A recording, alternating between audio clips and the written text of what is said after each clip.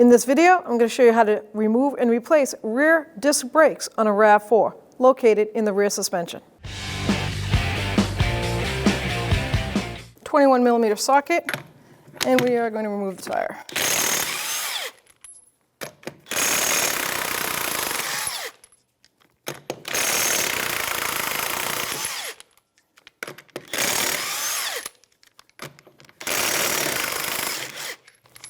Now we can pull the tire off. 14mm socket or wrench is going to break this caliper free from the bracket. I'm going to use a socket, and I'm going to break these bolts free.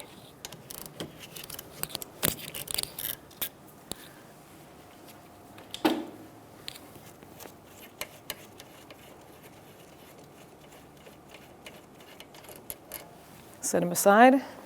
Now I'm going to get a caliper hook so I can hang my caliper once I pull it off. Now there's no strain on the hose. I can remove the pads. And now we're going to get a 17mm socket and remove the bracket to knuckle.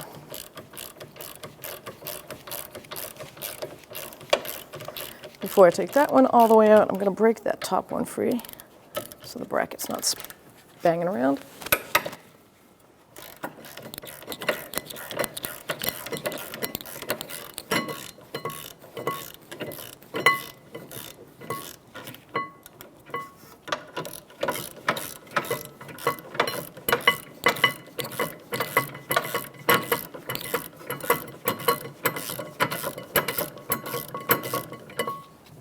We can remove those bolts completely.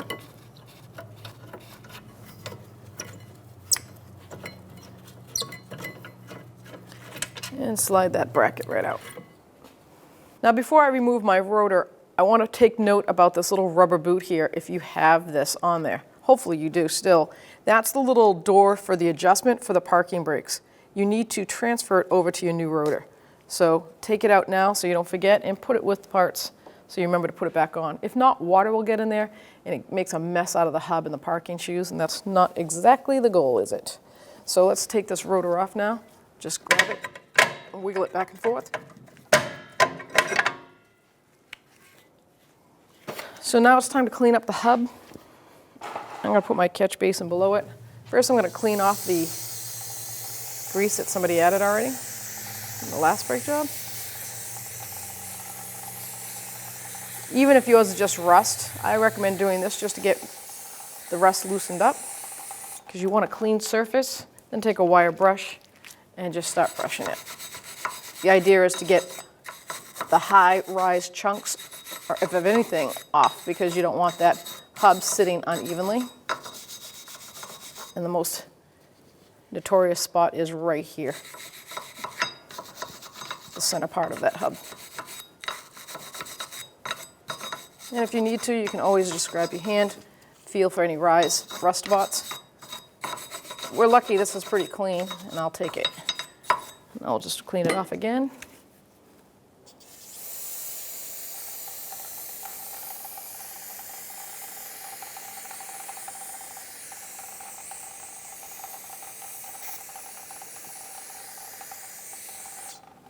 Let that dry, and we'll get our new rotor.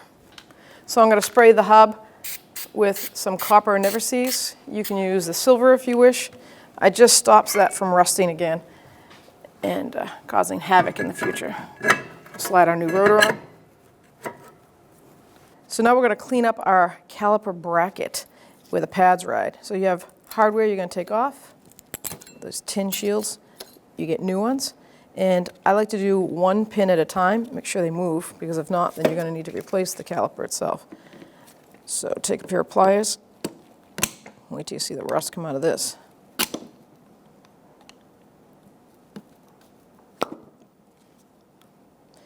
The reason I do one at a time is that way if there's a special pin that has a rubber boot on it, or it needs to go back into that section, hoping the last person that did it correctly.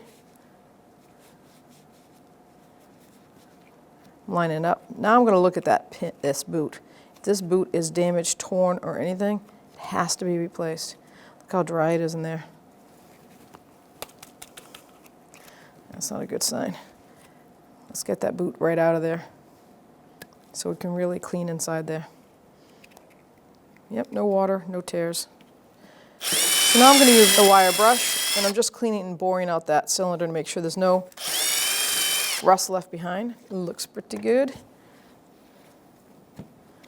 I might just spray a little bit of parts cleaner in there, catch it out.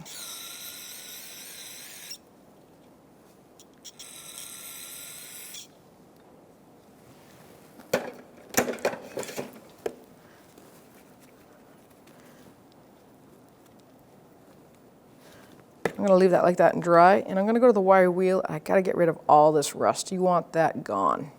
So let's go clean that up. I cleaned that bolt really good, got all the rust gone. Now you can really get a good look at it and make sure it's not damaged, like ready to be so pitted that it's going to break. That's not what we want. So we're going to put this back in. I think I'm going to take a little pocket screwdriver and see if I can clean out some of this rust.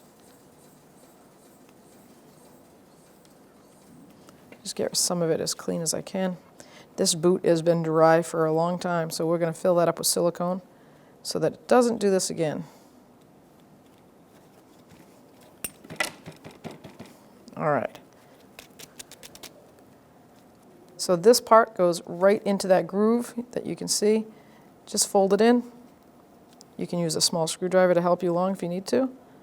Once it seats itself, it looks good all the way around. So I'm going to take some high temp silicone paste. I'm going to take my small screwdriver. First thing I'm going to do is put it right inside these grooves.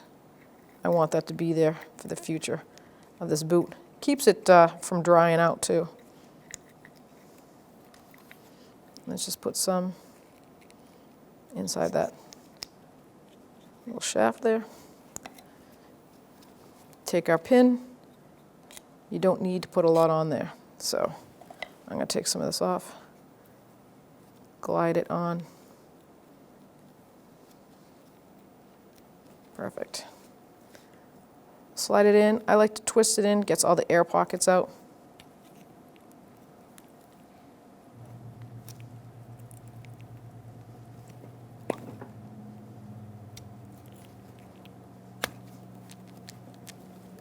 Seat. Make sure it's locked in all the way around. The air will come out naturally. You can squeeze it, get any excess silicone out. Now that is much better than this one. This one doesn't even move, barely. So now we're going to do the same thing to that.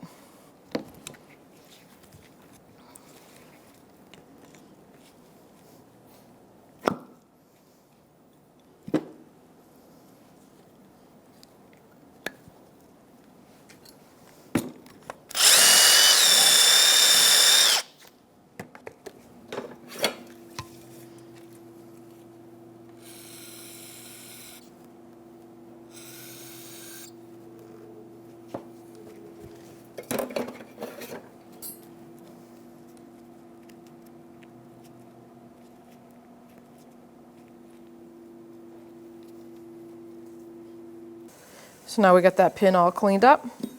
We'll go through the same procedure. Make sure all that fluid's out.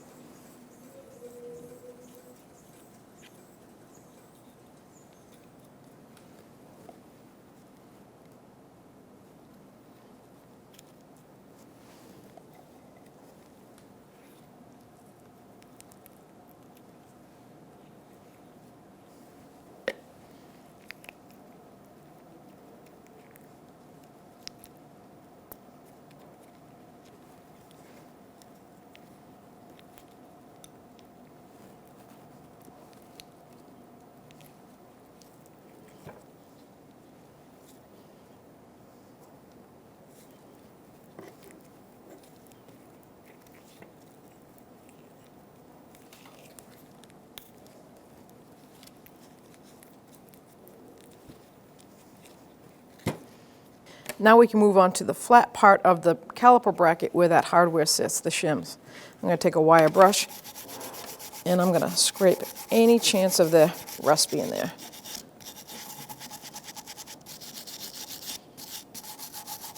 You can also take it to a wire wheel if you have. Just be careful with the boots. You don't want to tear that with the wire wheel. If you have a flat block sanding paper, use that too. Like I said, just be careful with the boot. I'm just going to clean any of the excess rust.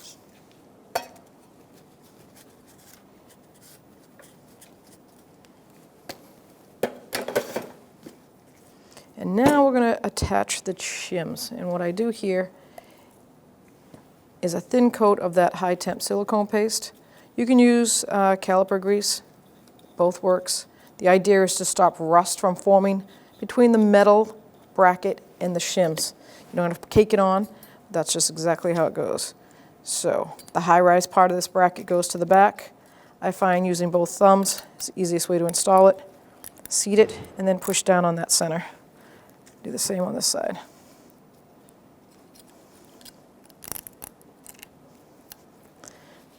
I'm going to take some part of this rag, clean it off. I don't want any of that silicone paste on the tin side where the pads ride. A lot of people will be like, oh, a thin coat's good.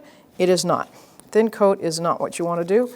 Just like anything, grease attracts dirt, and the dirt will end up sticking on that. Now the pads come with these indicators.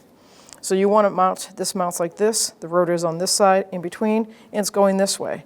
So you want to put the indicator on the first spot it would ever hit the rotor. So we're going to put it on the bottom, in the back, clip them on like that. That's for one, and then the outer one, we're going to do the same thing on the bottom. Click it on. So mount the square piece in the bottom like that, and slide the top up.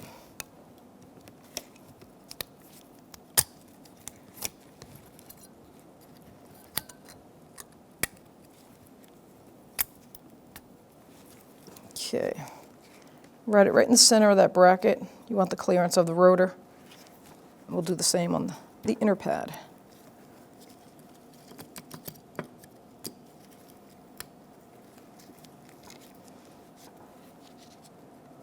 There we go. Finished product should look like that. Now we can go put it on the vehicle. All right, so now we're going to install our bracket with the pads on it, holding the pads so they don't fall off. I got my 2 caliper mounting bolts. I did clean the threads with a wire brush. Now some people like to put like an anti-seize on the threads of a caliper bracket, and I'm going to tell you not to do that. I've seen many come in from a shop from people doing that, and just the vibration, even though they tightened them or torqued them, the vibration literally backs them out. So nice clean bolts, torqued properly is the way to go. Some manufacturers usually put a little bit of Loctite on them, but that's mostly coarse thread. This is fine thread, so it shouldn't need it at all. Now this is a 17mm socket, and we're going to torque this to the factory spec, which is 65 foot-pounds.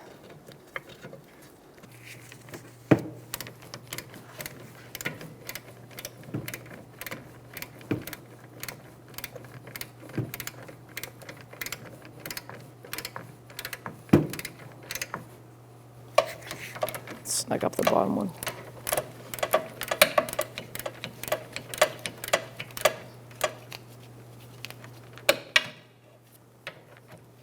$65 foot-pounds.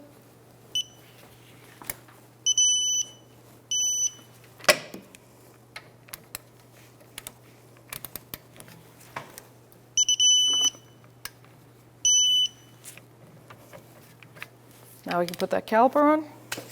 So now we have to push this piston back on this caliper. So I'm going to take it down from my hook. I'm going to take that bleeder screw boot off. And it's an 8mm wrench. I'm going to break it free.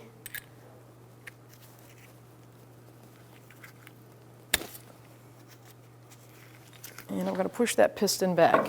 The reason we do it, break it free, is if your system has ABS, you don't want to push that fluid back and cause any dirt to go into the ABS module.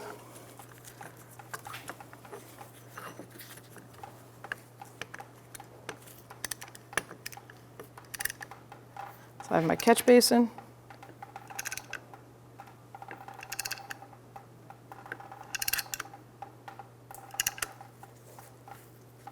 While that's bottomed out, I'm going to snug that screw right up.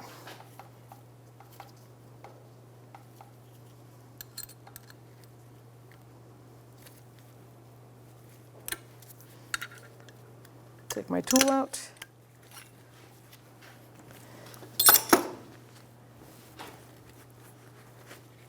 This is the time to now look and make sure there's no fluid leak on that caliper dust boot. Everything looks good. Slide that caliper right over the pads and line the pins up.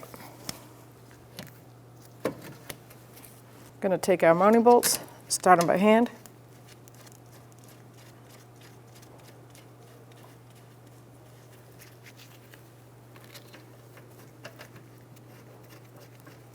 And that's a 14mm socket because we're going to torque that to factory specs.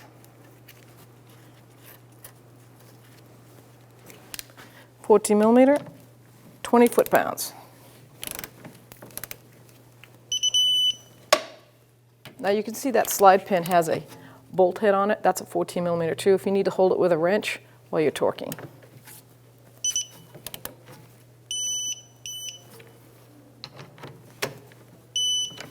Let's put that boot on that bleeder screw.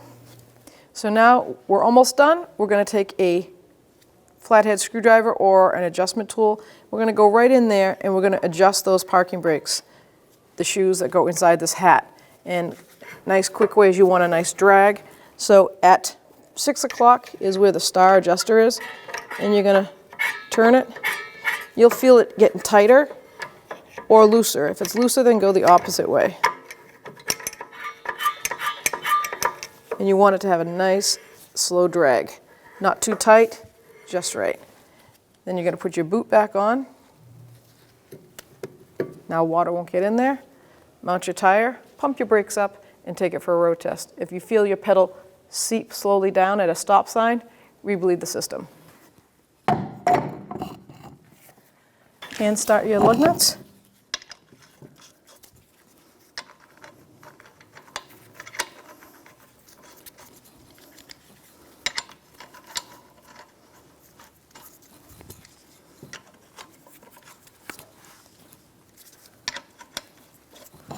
And now we'll take our 21mm socket.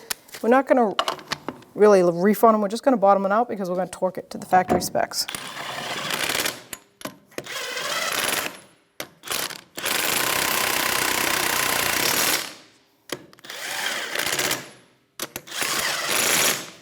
That one right there, the threads are stretched a little bit. That's from over tightening. We'll torque our wheels. That's with the 21mm socket. And the wheel torque is 76 foot-pounds. I'm going to do it in a crisscross or star pattern.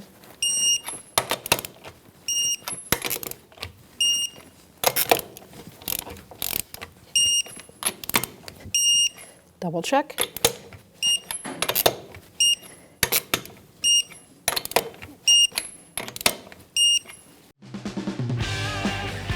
When only the best will do, demand TRQ.